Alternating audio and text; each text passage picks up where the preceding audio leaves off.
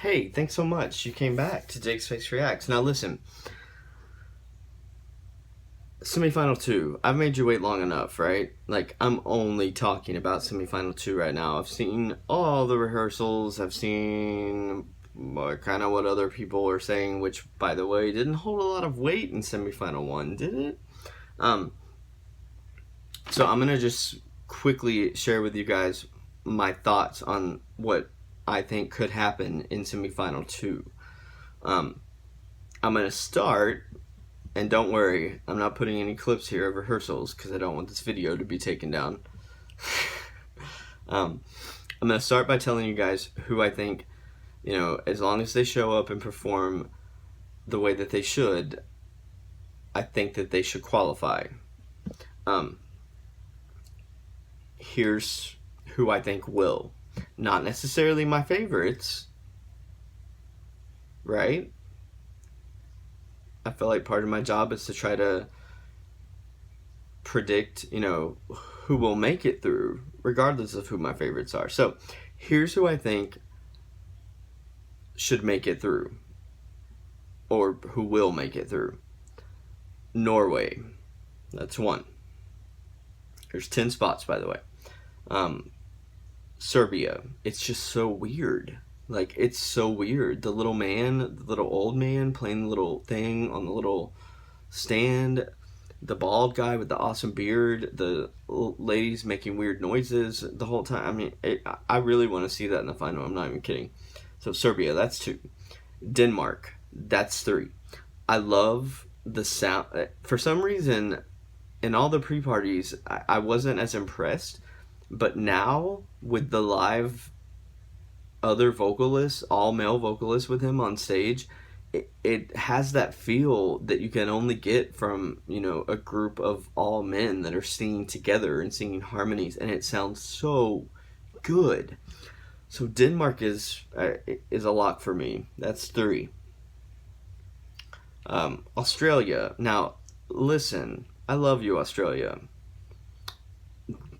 This performance and the staging is really underwhelming. I'm going to say that I think you're going to go through, but I feel like something has to be done before the grand final, because for such a lively and upbeat song, it's so dark on the stage and it's so mysterious, and that's not the vibe that I'm getting from the song. I love her. But yeah, okay, so that's 4. Poland, that's 5. Hungary, I'm not even kidding, probably one of my favorite songs in this whole thing, just because it's so different. I love AWS, I love their song. How many is that? Let's see, Norway, Serbia, Denmark, Australia, Poland, Hungary, that's 6. Sweden, that's 7. I don't see a situation, especially with the other countries that are in this semifinal, that can vote for Sweden, like Denmark, like Norway. And it's a good performance. I mean, he's no Robin Bingston, but he has style. Benjamin does, and I think he's going to qualify. Ukraine, you're going to qualify.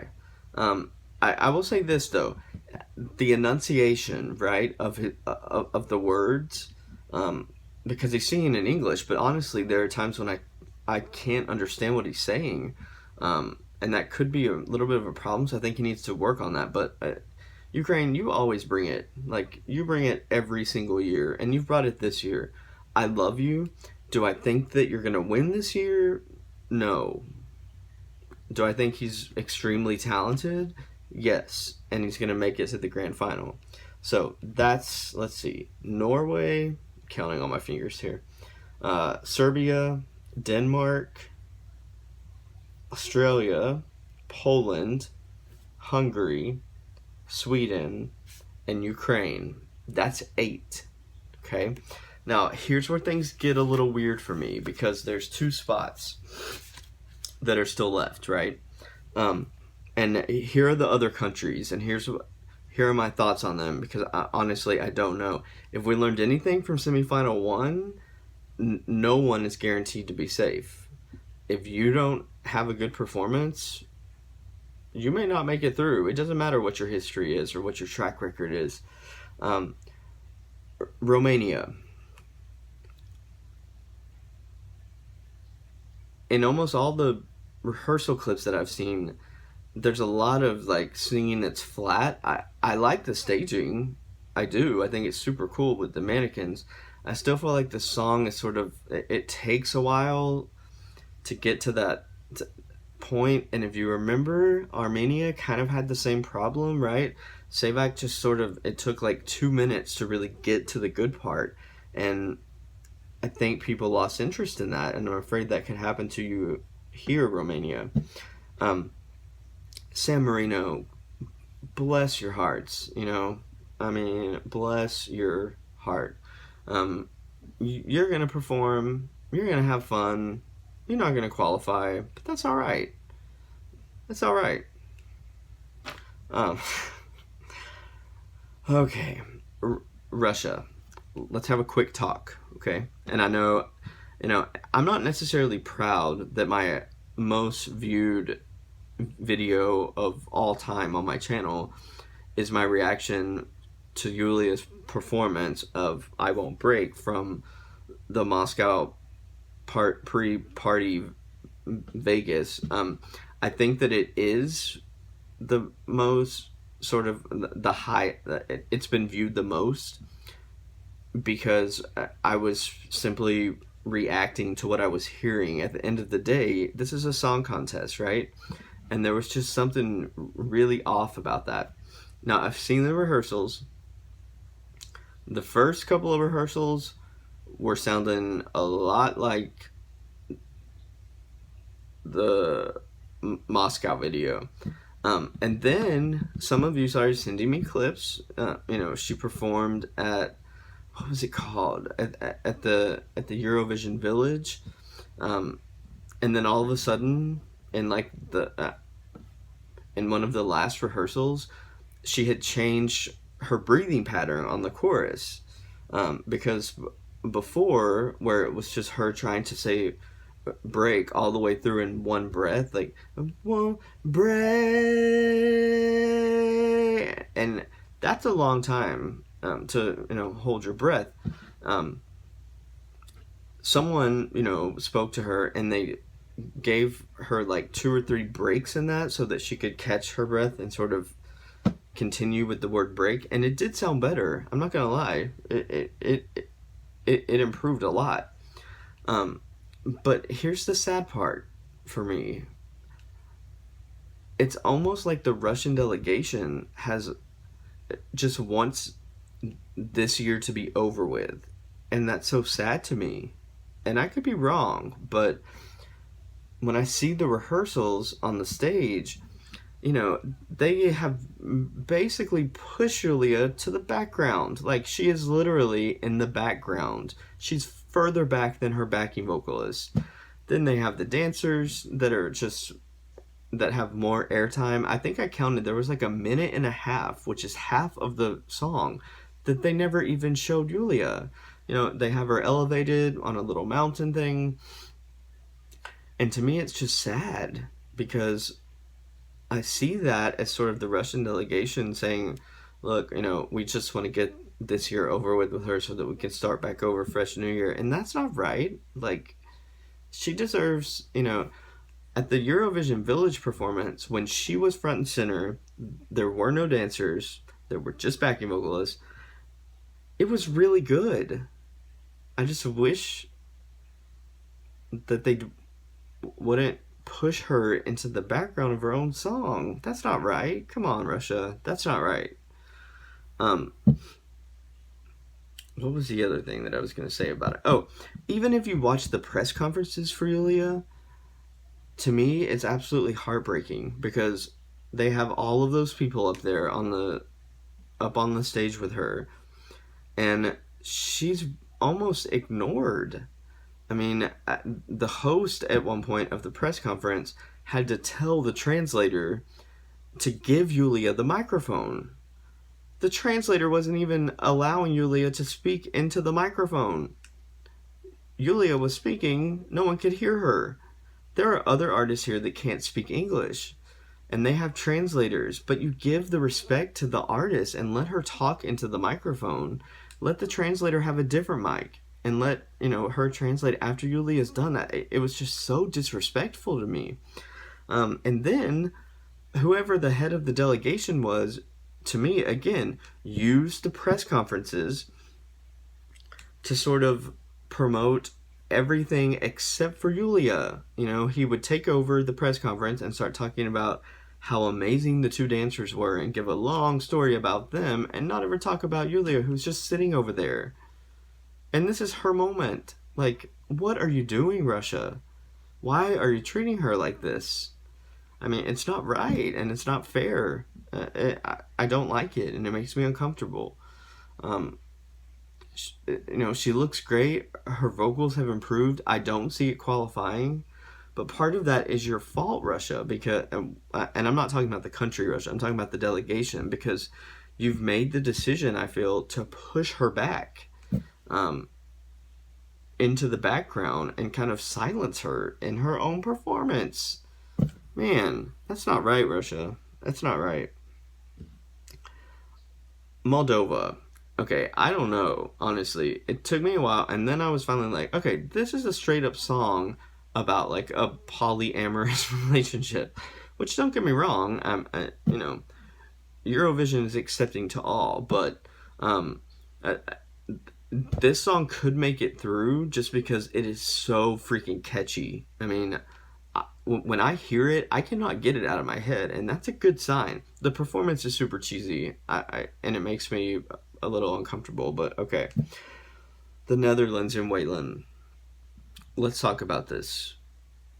I picked him to go through in my pre-rehearsal prediction video, but what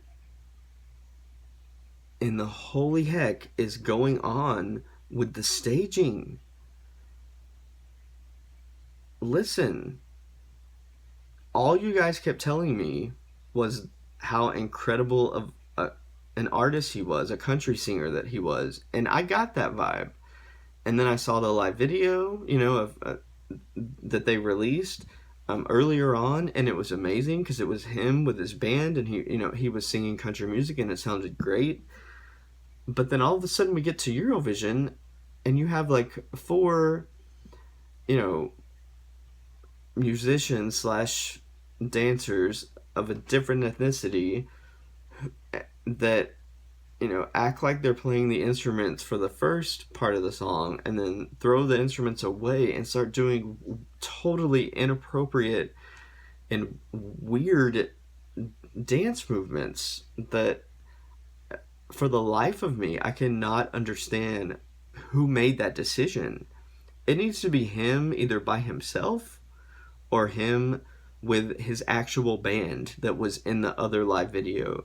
This staging is not good, and I'm telling you, I don't have a good feeling about the Netherlands making it through now because of the staging. Like, it doesn't make sense at all. And I love the song, and I like Waylon, but what is happening with the staging? Please explain it to me. I don't get it at all. Georgia, I love it. It sounds like a Christmas song to me, but it's very ethnic, and I like it. I don't know if it'll qualify, but I like it. Malta, okay, the staging for Malta is incredible. The problem is that I'm still not sure that it's really elevated the song, and especially with Christabel, she's kind of off to the side of her own performance. The LED boxes or whatever those are freaking amazing. That's how you bring visuals. But, at the end of the day, I just don't know I don't know if it'll qualify or not. It could, but it's not one of my locks. Latvia. Yeah, I think we learned from Croatia, right, in the first semifinal, that just because you can sing does not necessarily mean that people are just going to automatically love you and put you through. And Latvia didn't make it through last year with Lime by Trina Park, which I love that song, and they went last and they still didn't qualify. So I don't see this one getting through. Montenegro. Montenegro. Here's the thing. The original video of the song was just strange. I felt like it aged him like at least a decade. It was so strange and bizarre and just, yeah, all of those things. And I liked the song, and I liked his voice. Now, when I sort of fell in love with him was sort of at all of the pre-parties and his performances, because without all of that other stuff, he's charismatic, he's funny, he has sort of a self-deprecating sense of humor, and he seemed his age, if that makes sense. So I was kind of excited, and it was my dark horse pick going in. But now I see the staging, and I'm like, no, we've gone right back to aging him again. It feels like he's 10 years older than he really is. It's distracting with all the female backing singers that are constantly circling around him, and it's just, I don't get the staging at all. I don't. I still love the song, and I love his personality, but I don't feel like the staging matches his real personality. Slovenia. I picked you to go through, and here's the thing. I still like your song, Havalane. Like, that is catchy. I'm a little worried, though, because it's kind of like Switzerland for me in the first semifinal. It's a really upbeat, catchy song that I think the crowd will like. But Switzerland didn't make it through. And that worries me. I hope you do make it through, Slovenia. I do, because I like the song. The staging is good. She sounds good. The song is just so unique, and it does go after Montenegro, which is going to be such a sharp contrast and change in styles. So yeah, I'm so looking forward tomorrow to semifinal 2. And again, here are my picks for the countries that I think are going to make it through. And I only have 8 of them. Norway, Serbia, Denmark, Australia, Poland, Hungary, Sweden, and Ukraine. Those other 2 spots, I have no clue. If I learned anything for semifinal 1, it's that you can't really predict these sorts of things. So those last 2 spots between, it's going to come down to either Romania, possibly Moldova, possibly the Netherlands, possibly Georgia, possibly Malta, possibly Slovenia.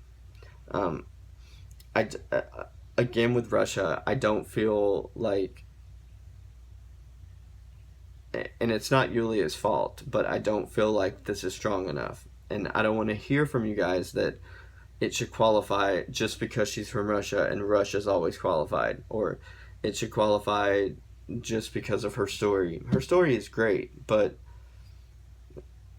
the Russian delegation has done her so wrong. And please leave your comments down there if you disagree with me. But they have treated her so unfairly. It's almost like they're using this moment to promote her backing vocalist and her dancers. And she's just kind of an afterthought, which is heartbreaking because she's waited 2 years for this.